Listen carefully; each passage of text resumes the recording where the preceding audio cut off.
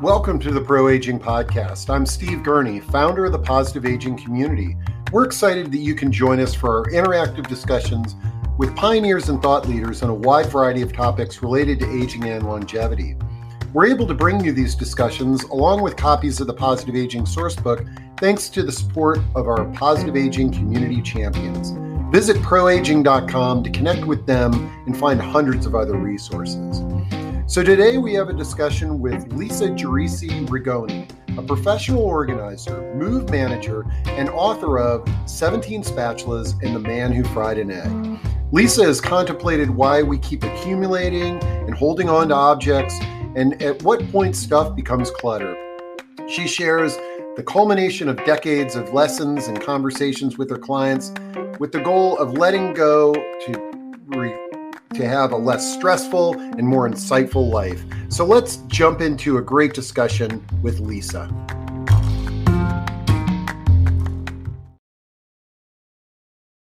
And I have really been looking forward to this discussion for quite some time. I've known Lisa Geraci Rigoni for several years, and I saw that she was writing a book, and we love having authors on these discussions because they've really deeply researched their given topic, and they can speak so objectively and thoughtfully.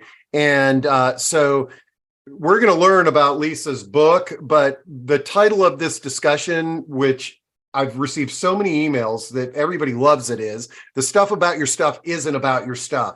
And so I'm super psyched to dive into this very important topic. And you know, Lisa, when we talk about stretching ourselves, when Ellen talks about learning a new dance and, you know, the challenges of that, I think that anybody that's gone through any moving, downsizing, decluttering really probably walks away from that as terms of, holy cow, I was really stretching myself. Yeah, exactly. Ellen's stretching herself in probably a couple ways for that. So yeah, very impressed with that, Ellen. Good luck. So, but downsizing, moving, organizing is one of those things most people don't look forward to. No, but we're going to hopefully change a few minds in the audience today. But Lisa, before we dive into your book and giving us some tips and suggestions on how we can deal with our stuff, tell us a little bit about your background and what got you into all this.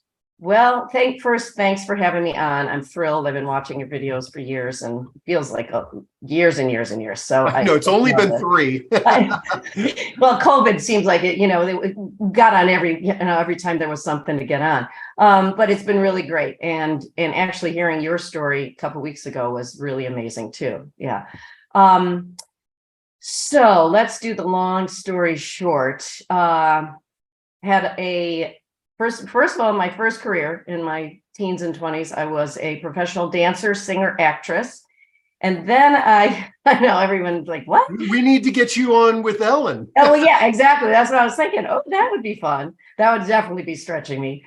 And then I had a personal training and fitness company in Chicago, which I worked with a lot of seniors. So have always learned from, people older than now. I'm the age of my clients. You know, I just turned 57, so I'm kind of the clients I had during my personal training, and so it's amazing, and I'm still learning from everyone. So we moved here with a 6-month-old from Chicago. I thought, I'll just get back to personal training and fitness. Luckily, my husband had enough of a business, a job that I didn't have to go to work right away, so I could be a mom, which was wonderful. So started meeting moms, doing play dates. They would say, "Oh, my kitchen's such a mess. My garage is such a mess. I'm so cluttered. I can't get organized." I'm like, let's do something about it. And we would just start doing it. And friends would then tell their friends. I'm like, "Oh, great. We'll have a glass of wine afterwards." That was kind of like kids will play and we'll organize. And found out that I was really good at it and I loved it. And most people didn't as much as I did. Yeah. And I was surprised at that. So a girlfriend of mine, and this is in the book, how I started, said, we're redoing my basement. Can you help me do that? Yeah, sure. So I had been working at the YMCA for $30 an hour, whatever I was teaching classes. And so I said, okay, pay me $30 an hour. I don't know, because you wanted to pay me something. I did such a great job. It was so easy, so fun. And she said, you should do this as a business. And my first thought was, well, this isn't a business. This is just something I like that people don't like, that I found out. And then I did some research and realized, oh yeah, this is a pretty big business because people don't have the time to do it. And so I started it. So I came from a business background, entrepreneur, and I knew, okay, I need a name, I need insurance. I'm going into people's homes. Yes, I'm working with like my fellow friends and moms, but I was touching their stuff. What if it was broken? Things like that. So in 2008, I started Leave It to Lisa. And in 2015, and I brought people on because we got fairly busy quickly, and then started networking and marketing and, just really getting good at my craft, like making it something that I was really good at, not just, it's something that just came to me easily. I really want to know the ins and outs. I work with a lot of therapists now who refer us because there's different, let's say, there's different ways of working with different people. So I am not a therapist. I play one on TV, I joke, but I do find I know what to say to people because I really listen to them, and each job is unique. So how can I help you right here today? Oh, wow. And 2015 rebranded to the Organizing Mentors because of that reason, because we were doing more than just clearing stuff.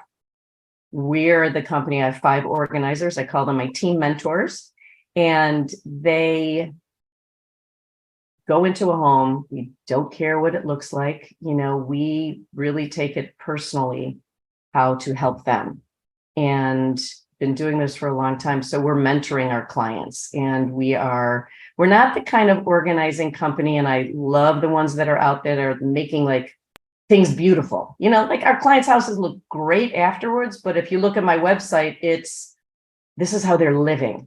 It's not the home edit, which I adore. It's perfect. Everything's lined up, labeled, beautiful. We make their brains beautiful.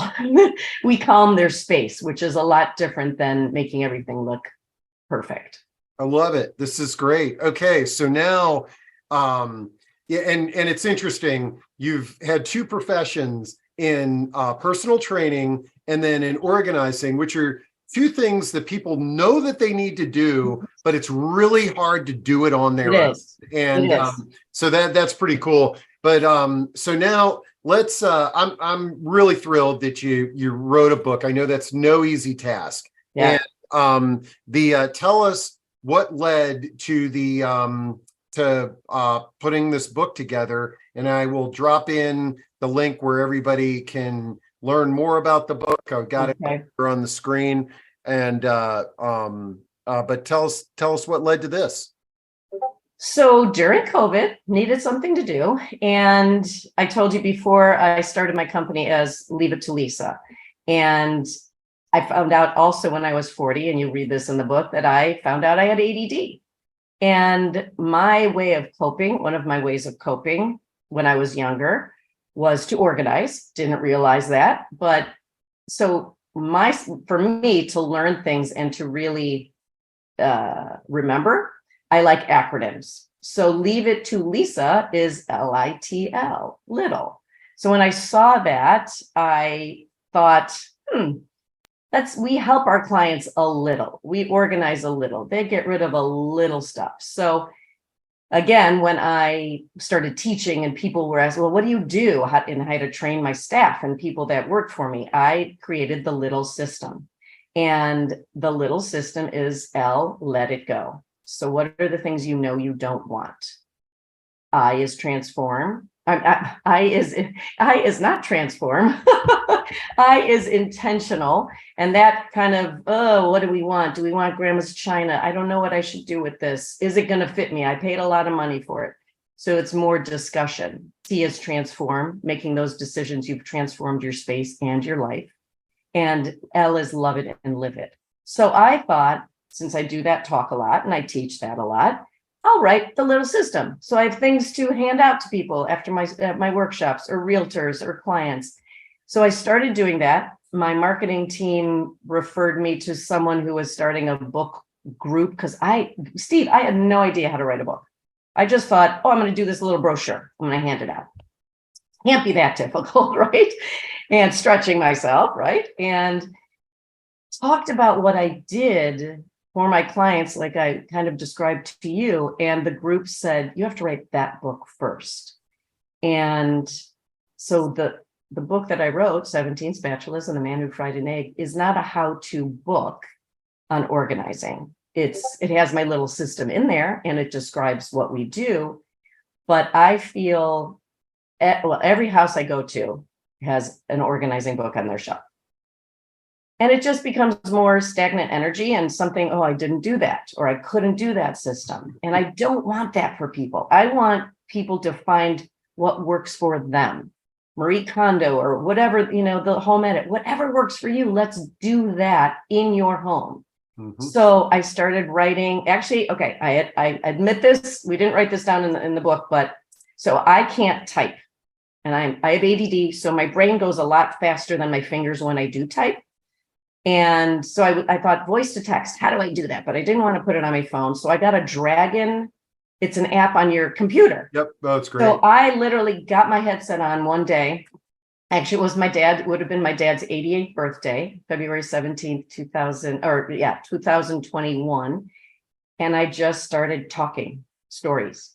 And I talk a lot, you know me. I talked over 55,000 words in a month. Story upon story upon story upon story. And I realized how universal the themes were that my clients were dealing with, that I've dealt with in my life. And so I used the little system. I let go of things like 55,000 words that didn't fit what worked, put together the book, and it's basically in 4 parts of the little system. So ideas and stories about letting go, how difficult that is, intentional, and then we move through. And then The Man Who Fried an Egg is kind of the story that weaves everything together. Great. Okay. Mm-hmm. Let me pull up the book here, because what I found is giving folks a glimpse of the table of contents can help them see what's in the book, but it's also great for talking points. And at any point in time, if you've got questions about what to do with your stuff and this, that, and the other, just throw it into chat or Q&A, and Lisa can riff on this. But I'm going to get back to the title of this book, but 17 Spatulas and the Man Who Fried an Egg. But as you can see, when we get to the table of contents, it's broken into 4 chapters, which are, you just told us. Like the 4 sections. The beginning is really explaining 4 sections. Me and what I do and, how I came to this. Okay. And then it's let it go, intentional, transform, and love it or leave it. But before, it would be great to kind of dive into some real life examples that folks can do. But can you give us the quick overview of this unusual title, 17 Spatulas and the Man Who Fried the Egg? So when I exaggerate, I have always used the number 17. It's just, some people are like, 72 of this, 4 of this, or 5 of this. 17 just always comes up. My lucky number 7, maybe that's my favorite number 7. So I would say, and when I would introduce myself at business meetings or do my little elevator speech, I would say, well, we're organizers and we're certified move managers, and we can help with the 17 spatulas to a whole house move, pack up and move and unpack. And then I met a woman who had 17 spatulas. And what she taught me was having something that means something to you. Keep what means something to you, what literally felt good in her hand and served a purpose. And what she didn't want were the new spatulas that family and friends had given her to replace those old ones that they thought were burnt and old and out of date and whatever. So she taught me a huge lesson, and that has rung true in my career now, because I'm not going to judge. I don't, like I said, I don't care what you keep. I care deeply, but it doesn't matter to me. It has to matter to you. So that just came about, when I was thinking, well, what kind of title what do we do? And then the man who fried an egg is a gentleman I worked with for 8 months, at least 3 hours a week. He was a hoarder. He had gone through a lot of traumatic events in a short time. And we could not walk through we could walk through his 3-story townhouse, but he basically lived in the basement, couldn't get in his kitchen, hadn't used his stove, dishwasher. He had a refrigerator and he ate frozen things and takeout. And the therapy, and he was working with a therapist, so the 3 of us would get together every once in a while, because I wanted that healing, because I knew he needed it. And I needed it too, because I walked into his place, Steve, and it was the first time I said, I'm in over my head. How could I possibly help this man? And almost like said no. And then I realized, and this is in the book too, I would say a come to Jesus moment, but I had a moment when I said, I am here to help him. And that's why I'm here. And turned, and we just went through it. And he helped me a lot. He got me through a couple things that happened in my life in those 8 months. And I truly believe if he hadn't been healing himself, he wouldn't have been there for me, and I couldn't have been there for him.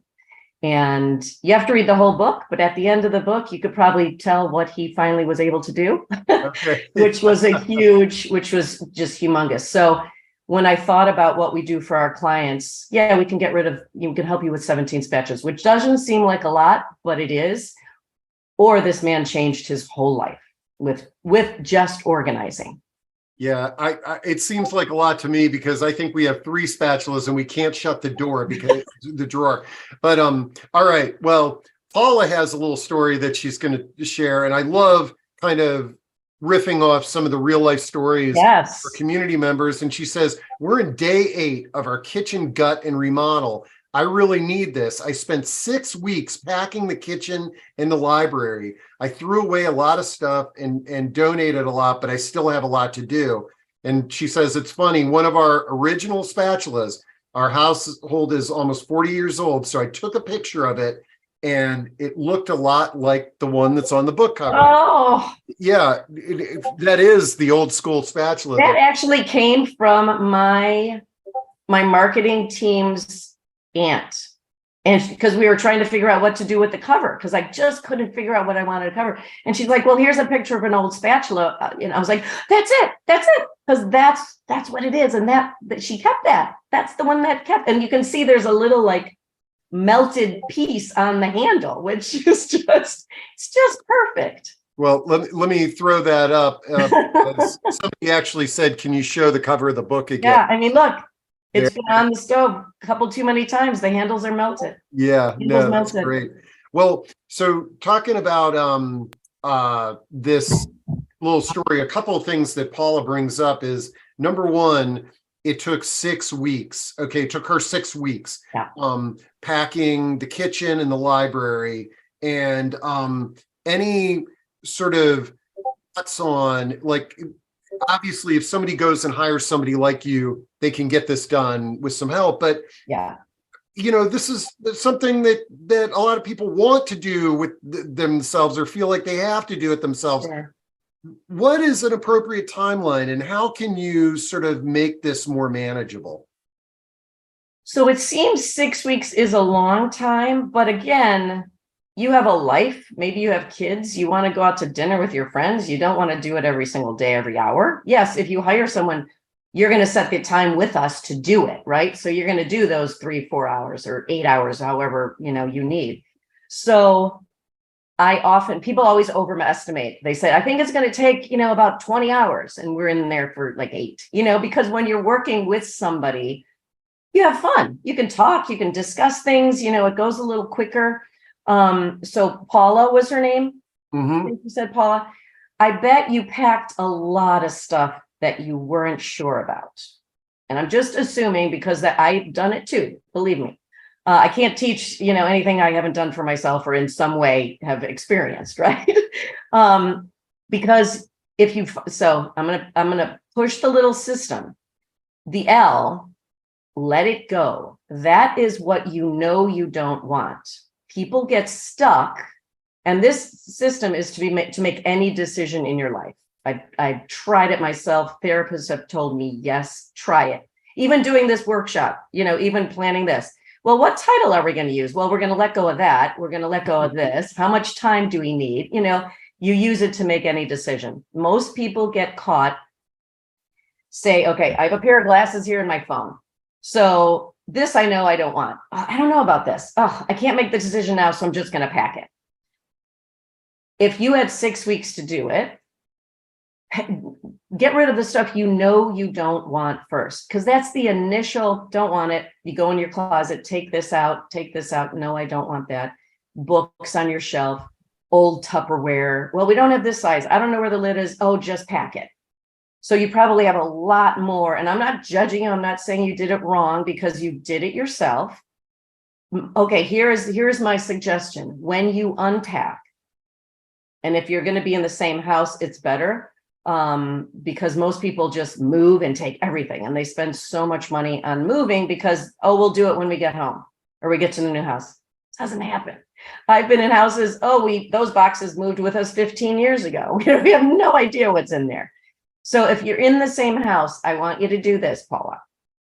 When you open a box, do you want that?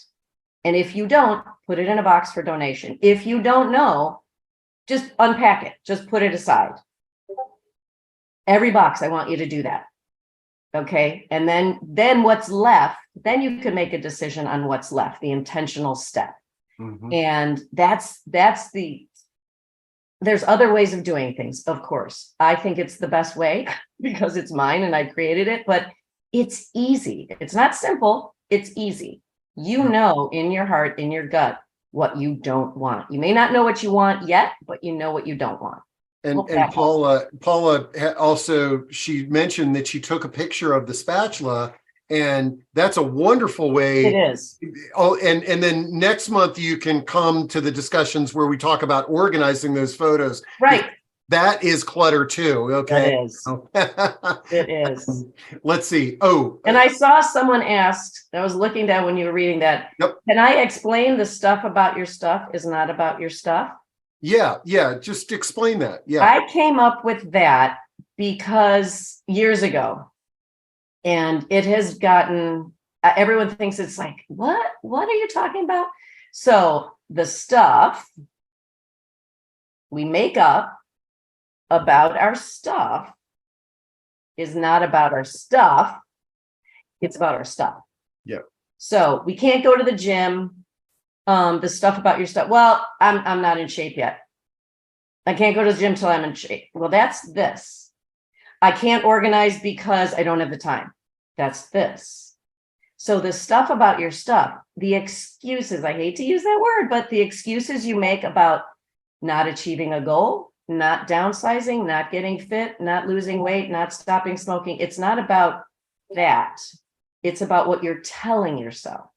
Mm-hmm. And again, I do it to myself. It's always learning. But what I've been able to do is acknowledge that first, like be aware. Oh, I'm making this up. Mm-hmm. So that's what it is. It's kind of a cool saying. My daughter says that all the time now. She's like, oh yeah, I don't want to study for that test because I want to go out. Well, that's the stuff about your stuff. You have to study for that. That has to get done. And then sometimes it can even be more literal where I'm not using my mom's Hummel collection, and she's deceased, but I can't get rid of it because she wanted me to have it, And for that question, because I've had to ask myself the same thing, finally, my three brothers and I cleared out my parents' house. My other brother was living there, so it wasn't just abandoned. I brought a bunch of stuff home, and I just talked about this at the chamber breakfast with somebody.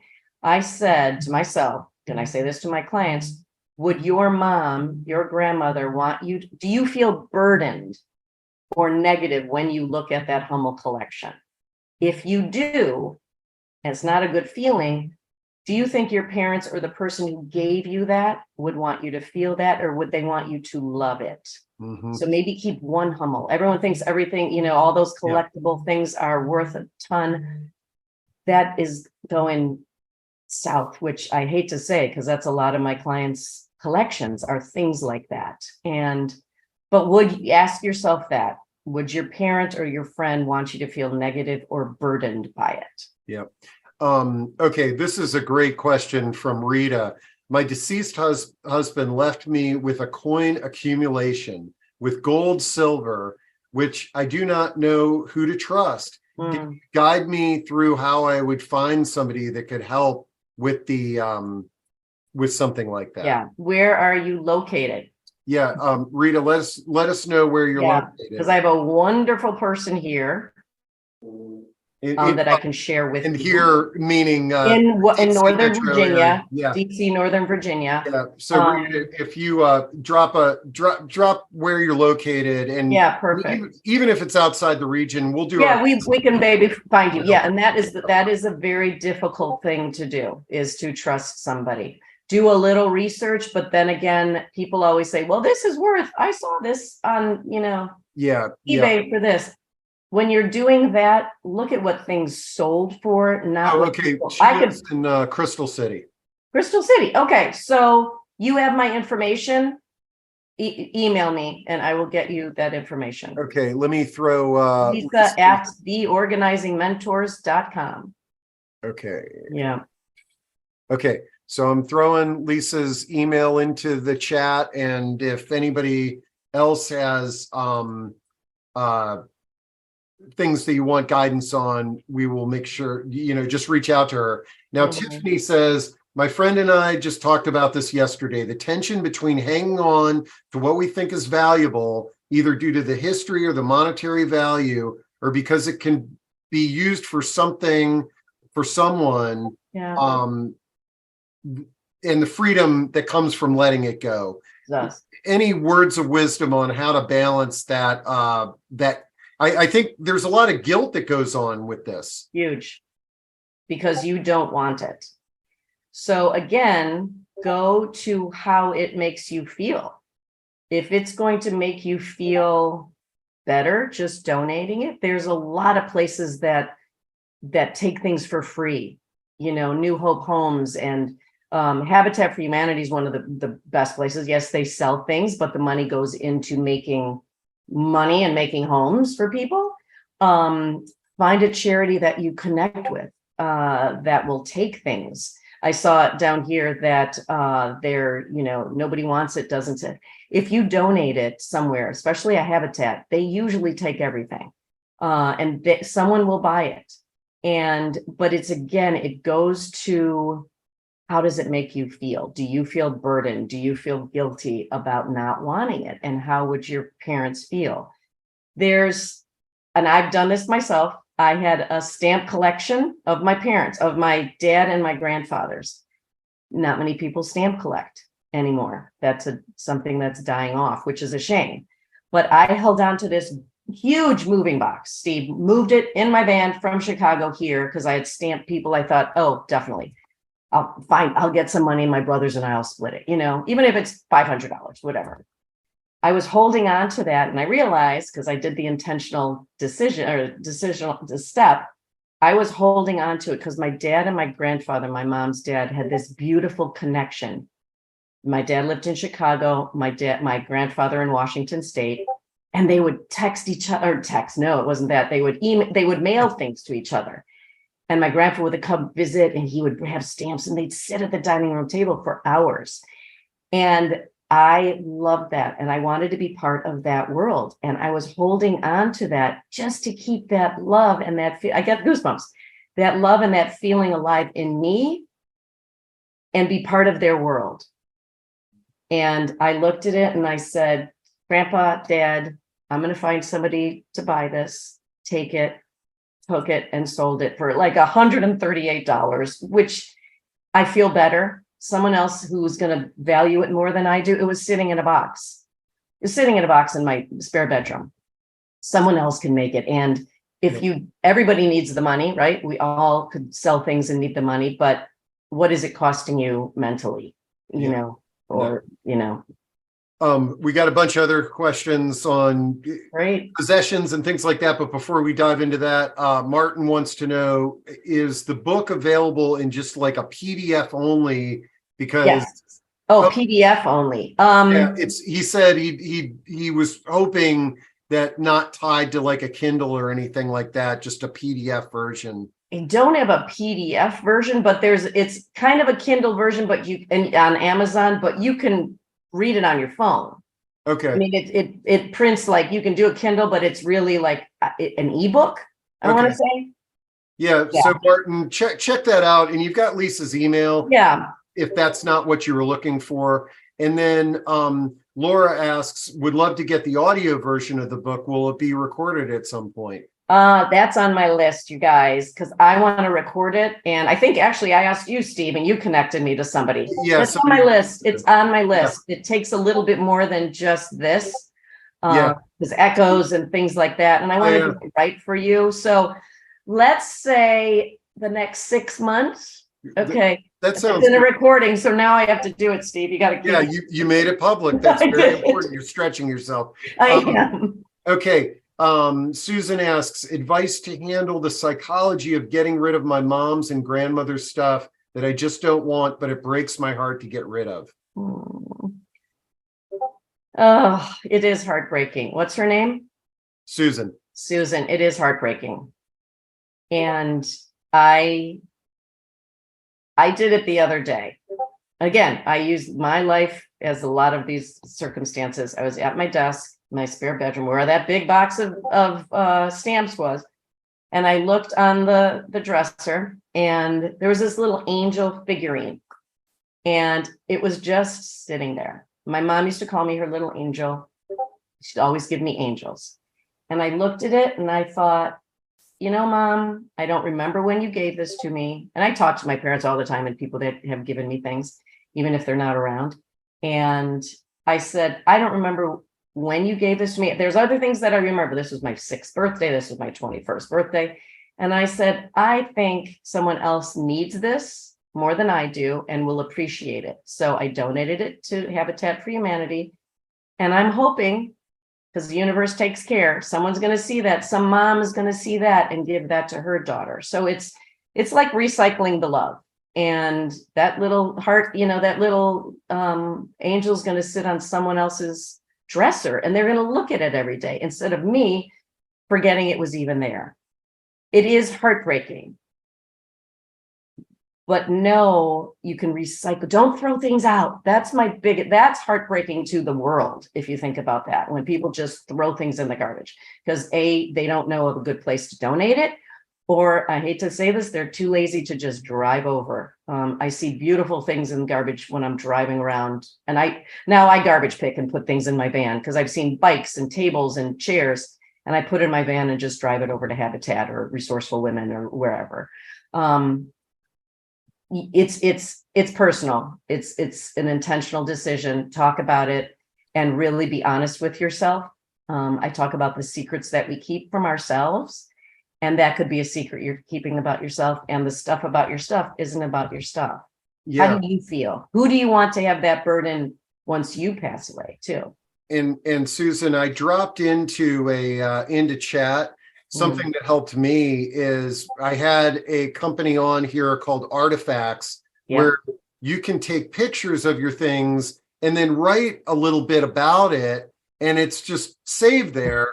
And things like my grandfather's college degree. I mean, it's so hard to get rid of that. Right. But there's no use for that. Like, we can't put it on the wall. It's just sitting in a box. But when I took a picture and then I did a little bit of research and I wrote a little bit about it, and you can use Artifacts, but you could just maybe do that on your own, and that might help you feel a little bit better.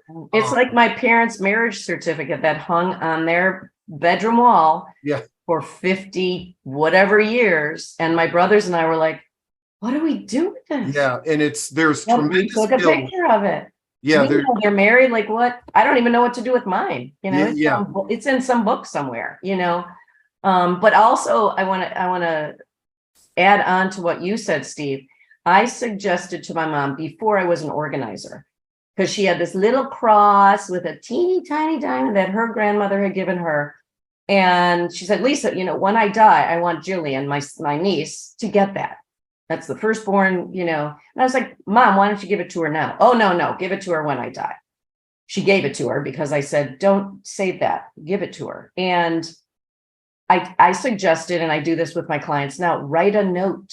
And her big thing was, oh, you'll remember. And I said, Mom, I'm going to be grieving. You're going to be gone. I'm not going to remember. I can hardly remember what I had for dinner yesterday. I'm not going to remember what you wanted your family to have. So write a note. And you know what? Seeing my mom had written things on the back of like some of her little tchotchkes.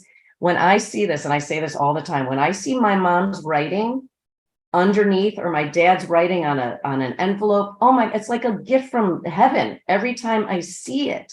And to know the story behind things. I've been in houses where the person has passed away and they don't have any kids and they're not married and there's stuff. And I remember doing a live years ago and just broke down crying because I get very emotional. I get addicted to my clients and, and she wasn't even there, but my heart went out to her because we're going through this woman's house I never met. I'm going through all of her personal things. This is what we do, but I don't want to do it. I want you to be able to tell your family what you want. And morbid sentence, I'm going to say, but everyone's going to die. So if you want things to go to people that you love or a charity or something, let people know now. Don't wait. Yeah. And I dropped this into chat for everybody to read is Tiffany's story about how freeing it was to find a new home for some of her grandmother's stuff. And her mother, we all feel guilty about doing this, but when she talked about it to her mother was totally in agreement. She just didn't know what to do. So sometimes having this dialogue can really make things better. Right. Let's see. N Marks has your hand raised to make a comment.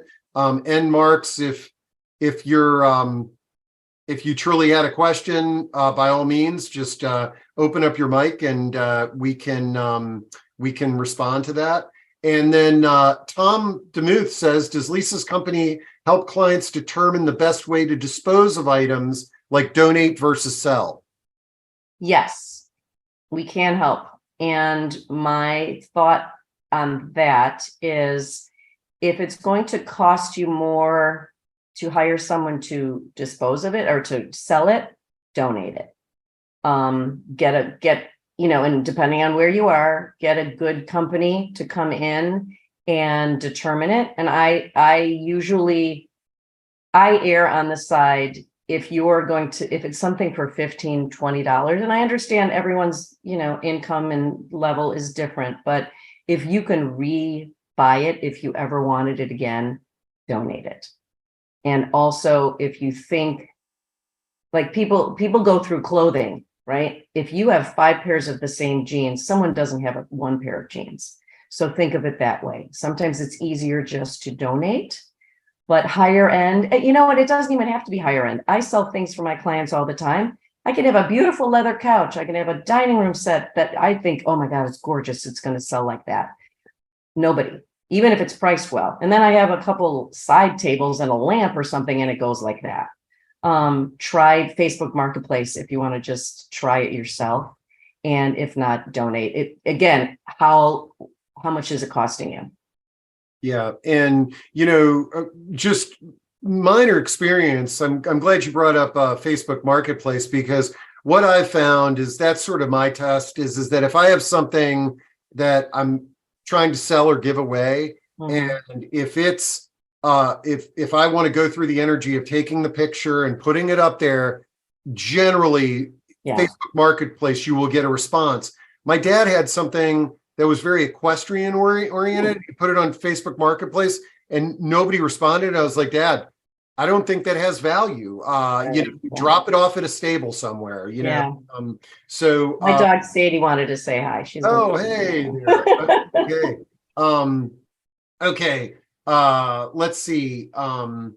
Lena says, yes, but the beautiful china that nobody even donation places want. What are the alternatives besides going to the dump?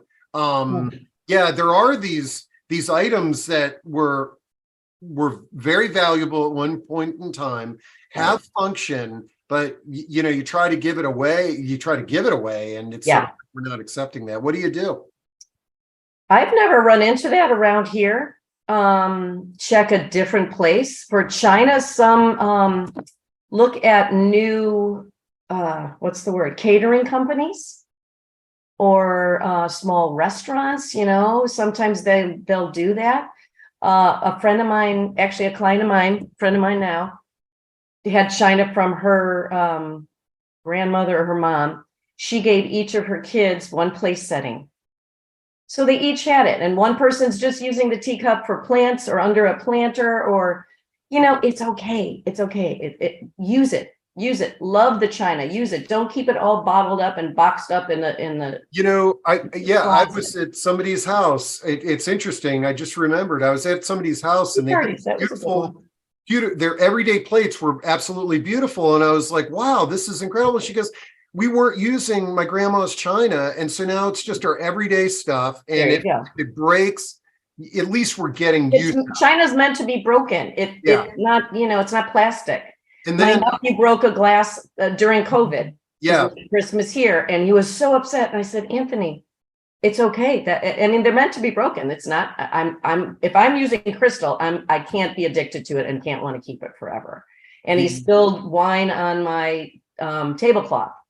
Oh, Auntie Lisa. And I said, my mom taught me this, even though I come to this business honestly, because my parents collected things and liked their stuff and had a hard time getting rid of. But she always said, we're always going to remember this date because of that stain. The tablecloth is there to save the table.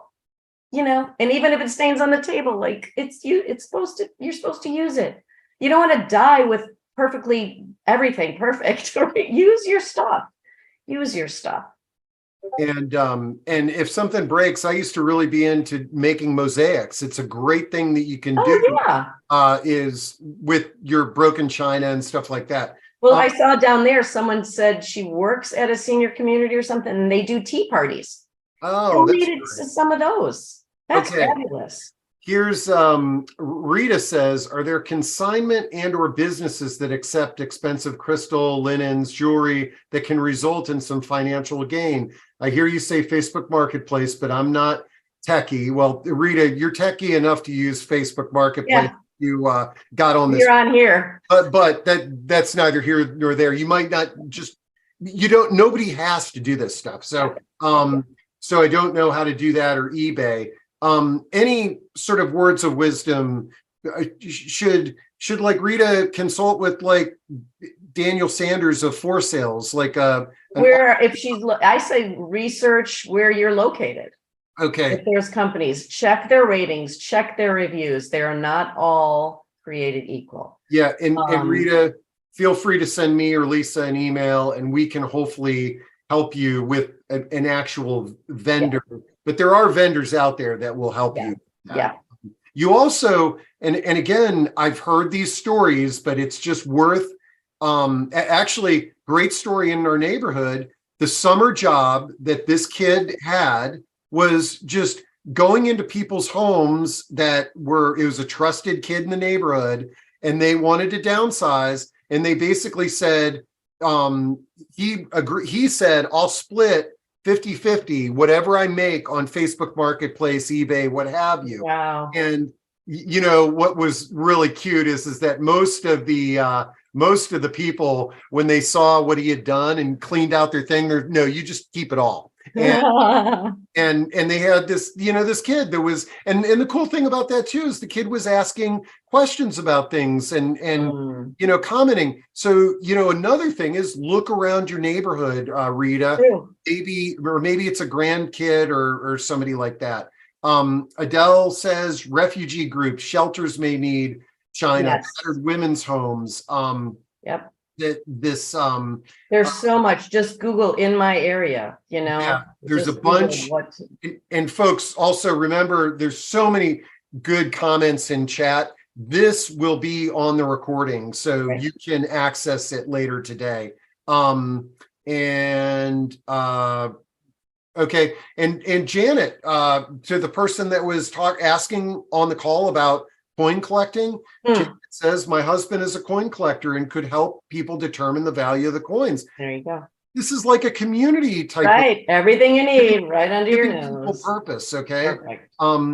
I recently took a truckload to a special Ukraine donation place, and they specifically said, we do not take buffets, hutch or China.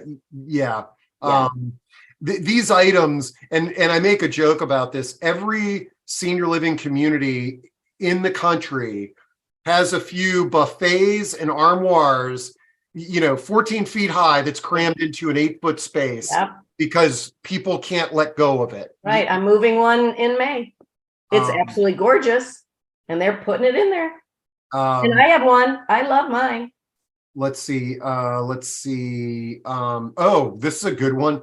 Resource to donate and sell a Yamaha upright piano. Any good ideas for that?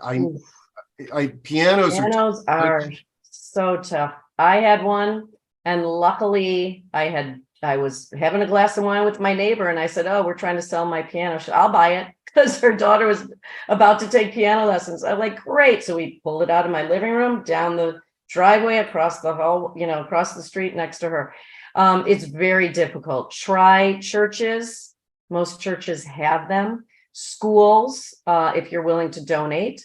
Even people have a lot of old, like vintage things or typewriters or old phones. Try the local high schools too, because they put on productions, or the local theater company. I've given a lot of clothing and top hats and stuff to Jerry Weissman at Stagecoach, because they use it, or maybe not, but they would eventually.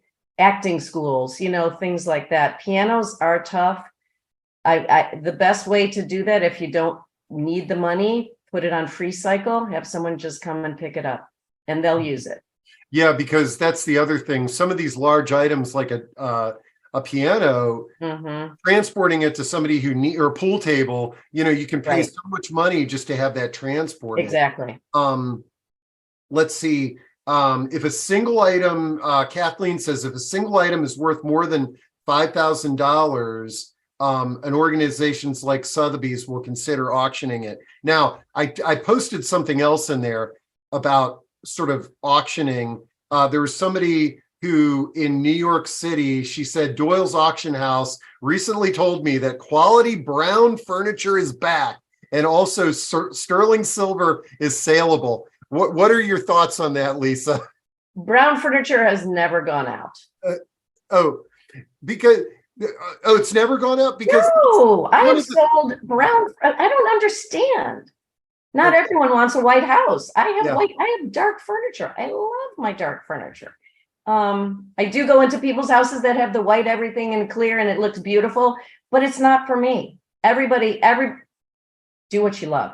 And silver has always been saleable. But here's the thing, they melt it.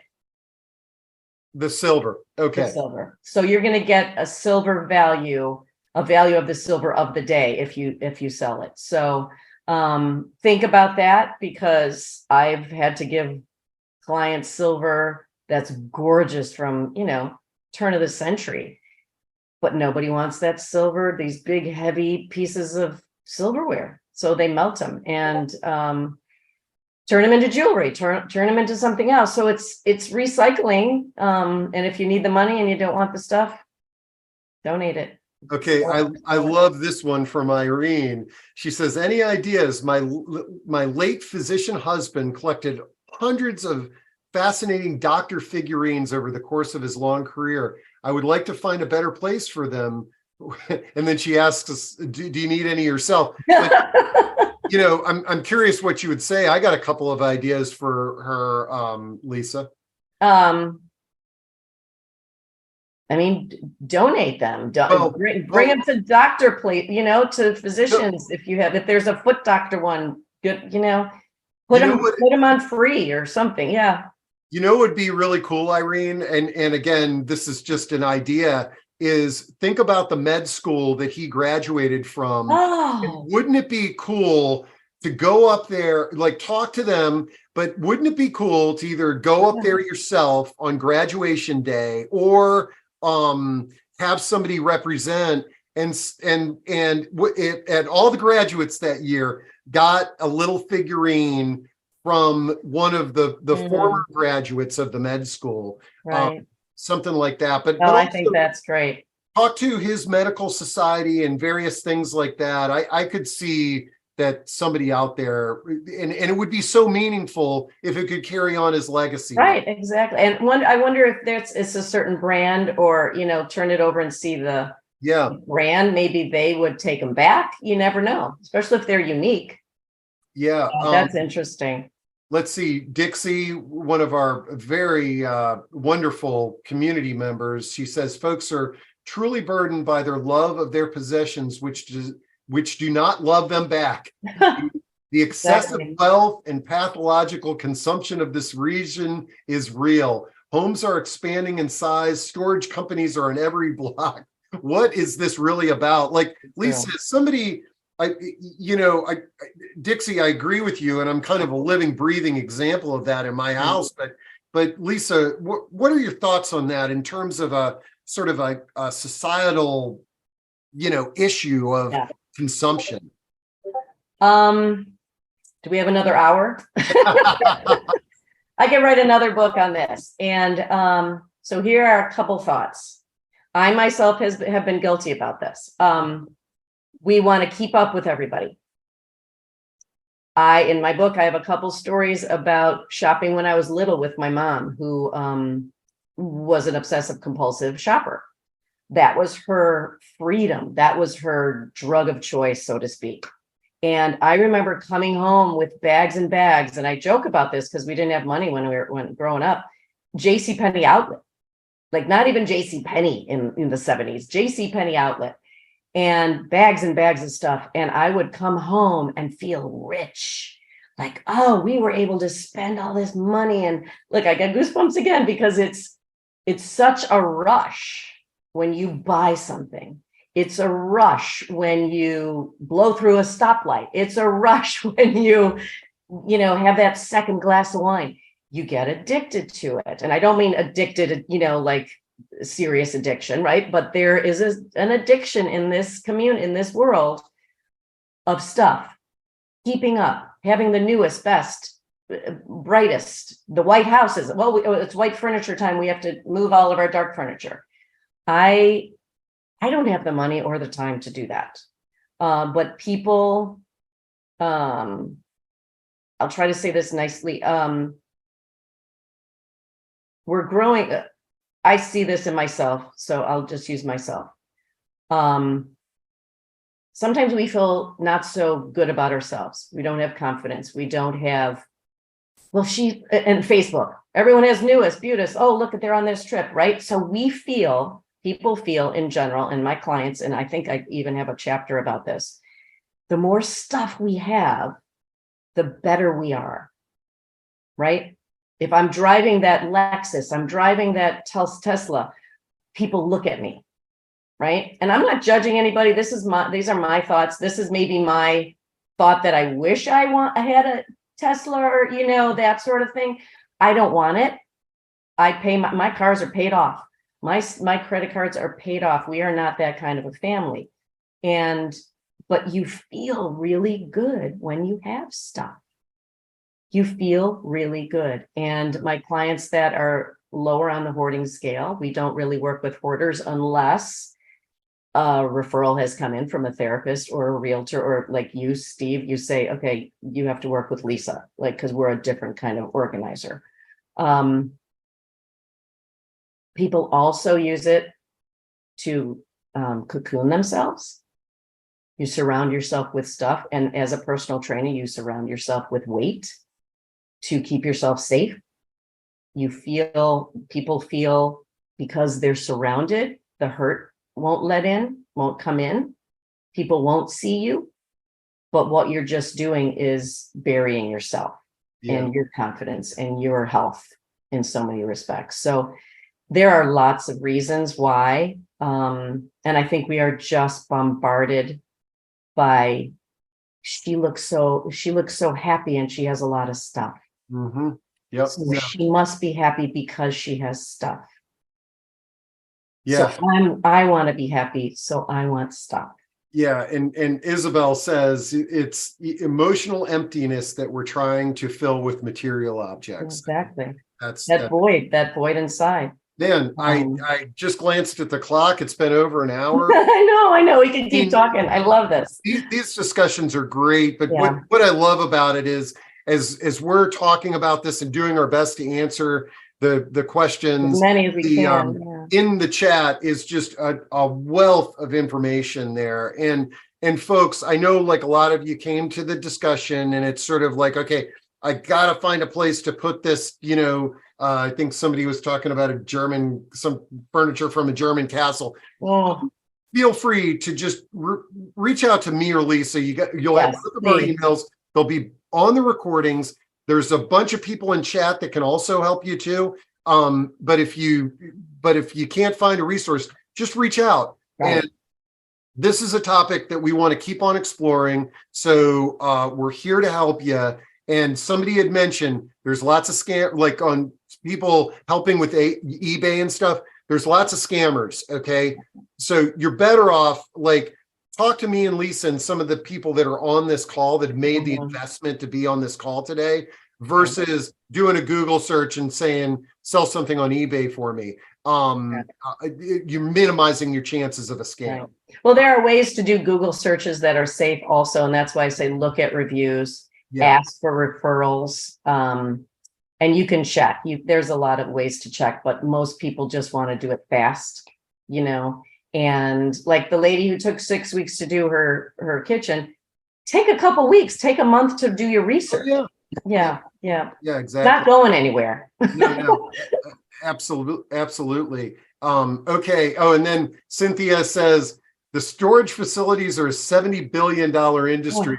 Oh. I think a great title for a discussion is how can we put the storage units out of business or something like that, because talk about wasted, like money. It's one thing if you're in the State Department and you got your stuff for 3 years, in a storage unit, but a lot of us have our grandparents' stuff in a storage unit because we can't throw it away. Can't decide. I had a client, I'll say this really, really quick. She was a hoarder. She moved here from New York. I worked with her for a couple months. Then after we were done with her garage, first floor, everything, and it might be in the book, it might not have made it in the book. She's like, okay, I think it's time to go to my storage unit. It's like, oh my gosh, how long have you had this? 10 years. I don't remember the exact, let's just say 10 years, $100 a month, was a big storage unit, $1,200 a year for 10 years. Yeah. And he spent so much money and we took out maybe 3 or 4 boxes. Yeah. No, you don't need it. I told my husband years ago, I said, when I first started getting in this business, I said, we should take stock, buy a storage unit or something that goes against everything I believe, because I don't believe in storage, except like you said, for a reason, for a move, for this and that. Mm-hmm. But we would have paid for Marina's, my daughter's college, like threefold if I storage units are crazy. So, well, Lisa, this has been awesome. Oh, and I know that because I'm helping you I booked you for this, and I've got, I think we're trying to get you with some other many resources. Yes. Anybody who's here, feel free to reach out to Lisa. She speaks to community groups. She does webinars like this. And if you're in a senior living community, it's great to have somebody talking to your potential residents about downsizing. So that's a resource, and I'll make sure to have her contact on the recording. Lisa, Perfect. thanks a lot. Oh, thank you, Steve. Okay, yeah, and Janet, I'll put it on the recording. I'll get it to you there. Okay, thanks. All right, Thank you, everybody. bye-bye.